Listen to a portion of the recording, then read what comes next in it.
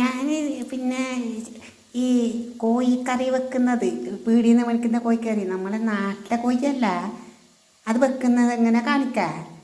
നല്ല പാങ്ങിൽ കഴുകണം, മഞ്ഞപ്പൊടിയിലിട്ട് നല്ല പാൽ പിഞ്ഞിട്ട് ഇങ്ങനെ അതിൻ്റെ ഉപ്പാട് ചാത്തിട്ട് ഉണ്ടെങ്കിലും അങ്ങനെ പിന്നെയും കൊന്നിട്ട് ഉപ്പാട് കഴിക്കണം.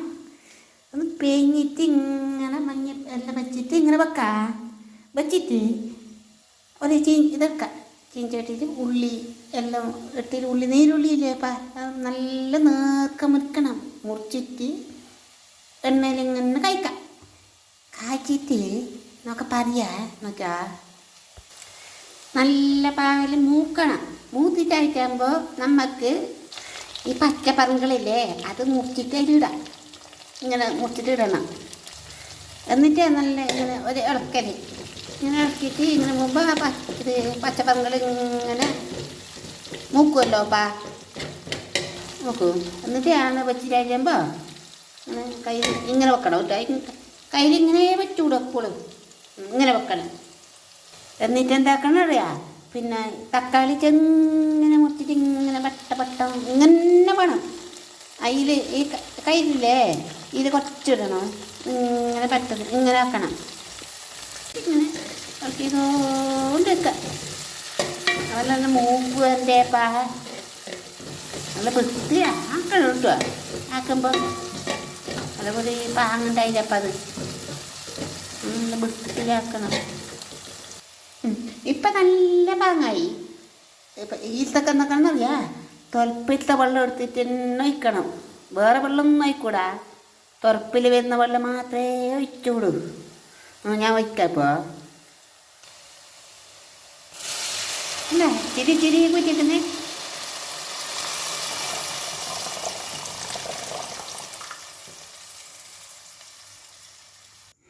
വെള്ളം ഒഴിച്ചു. അപ്പോൾ ഇതെല്ലാം ഇങ്ങനെ പതറിയിട്ട് വരും. നോക്കോ ഇപ്പം കാണും. ഓരോ മെല്ലെ അനങ്ങുന്നുണ്ട്. ചൂടാന്നുണ്ടാകും. അങ്ങനെ തിളക്കും. ഇങ്ങനെ വീർപ്പിട്ടുണ്ടാവുമല്ലോ ചൂടാകുമ്പോൾ. നോക്കറേ അടിയിലങ്ങനെ കളിക്കുന്ന നോക്കറേ അനങ്ങുന്നുണ്ട്.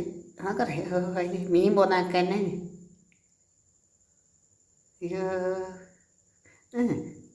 തിളക്ക് ഒന്നാകെ വരും. ഇപ്പോൾ നോക്കാ ഇപ്പം നോക്കറ നേരെ വെളുത്തെല്ലാം വന്നിട്ട്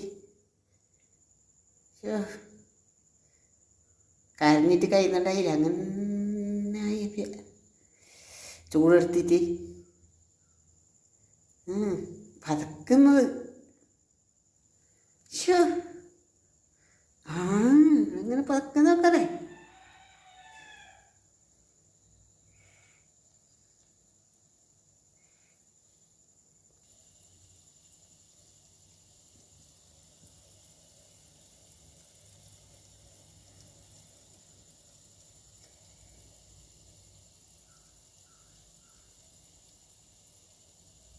എന്നിട്ട് ഇതിലൊക്കെ നമുക്ക് അതായത് എല്ലാം പാങ്ങാക്കിയിട്ട് ചിക്കൻ കഴിയിട്ടെല്ലാം അതിലത്തൊക്കെ തട്ടാം. ഇപ്പം തിളക്കുന്നുണ്ട്. നല്ല പാകം തിളക്കുന്നുണ്ട്. ഇപ്പം ഇതിന് പിന്നെ മസാല എല്ലാം കൂട്ടണം. ഞാൻ എല്ലാം ആക്കിയിട്ട് ഒത്തിരി തന്നെ വെച്ചിട്ടുണ്ട്. നെള്ളാക്കിൻ്റെ പൊടിയുണ്ട്, ബർജറിൻ്റെ പൗഡറുണ്ട്, ഏഷ്യൻ്റെ ഇനാമിലി ഓയിലുണ്ട്, ജോട്ടൻ്റെ ഇഞ്ചി മസാല ഉണ്ട്, മെർക്കുറി ലാൻഡ് മസാലയുണ്ട്. ഇതെല്ലാം കൂട്ടി നല്ല പാങ്ങുണ്ടാവും. നോക്കാ കാണിക്കാം. എപ്പോൾ കാണിക്കാം. എല്ലാം കൂട്ടിനിപ്പോ എനിക്കിങ്ങനെ ഒന്ന് കാണാൻ കഴിയപ്പം ഞാൻ അടച്ചിട്ട് വെക്കുന്നത്. കുറച്ചായിട്ട് നോക്കാം.